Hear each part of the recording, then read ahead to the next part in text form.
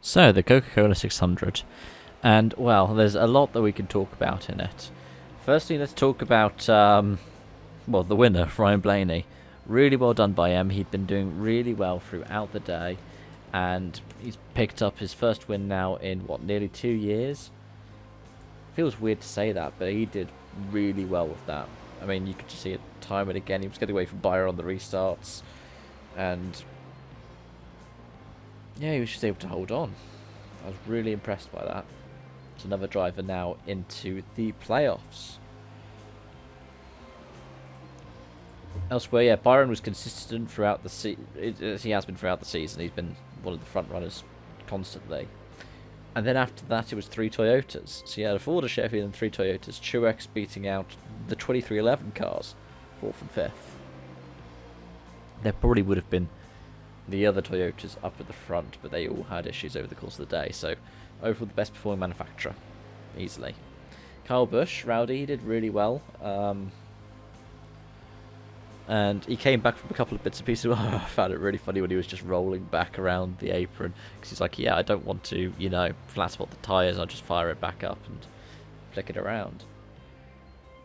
And then you look at the rest of the top 10. You've got Stenhouse, Buescher, who, what a stage. That was really well done by him. Dillon, and then Zane Smith in 10th. Good job. Looking a bit further down, you have Harvick, who had the trip through pit road. Bowman on his first race back, 12th. Quietly well done.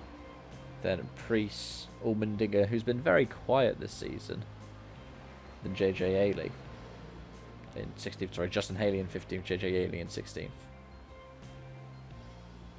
There are some people who were up early on who dropped back. Brett Keselowski's one of those ones that jumps out to me. Christopher Bell, 24th in the end, he's credited with. Then, of course, Ty Gibbs, he got caught in a crash. He was doing really well, the rookie. Kyle Larson. But I think, to wrap that up, I have to talk about, I'm recording this on Tuesday night, where it's just been announced that Chase Elliott's been suspended for this weekend's race after what he did to Denny Hamlin. Left-hand hook coming off of turn 4. It's very reminiscent of what Bubba Wallace did to Kyle Larson last season. Though I think because Bubba chased Larson further down the track, that one was a lot more blatant, but you can tell.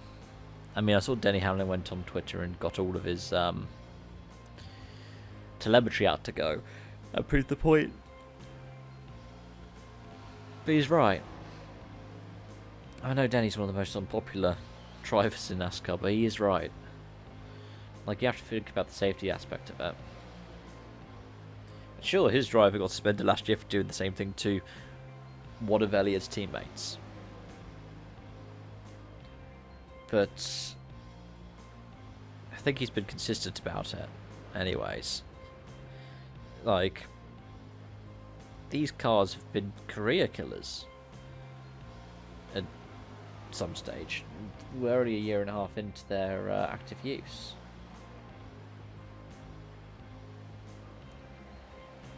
So it doesn't make sense to put yourself or someone else at risk in that way. It really doesn't.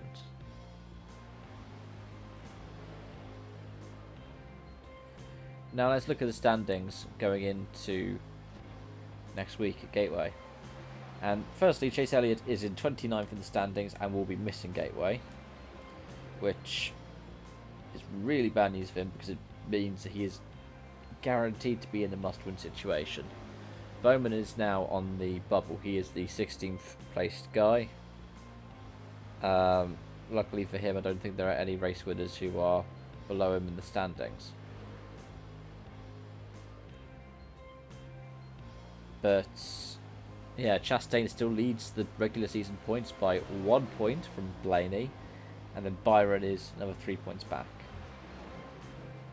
Then it's Harvick. And you know what? It's testament to how well Harvick and Chastain have done. They are first and fourth in the point standings, 8 points apart from each other.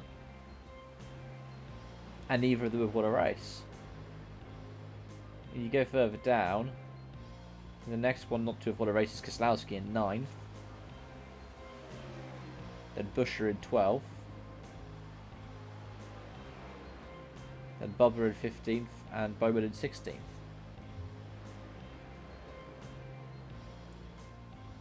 So really well done by Chastain to be able to hold on to that, even though he got he was credited with 22nd place. He got 22nd place this week.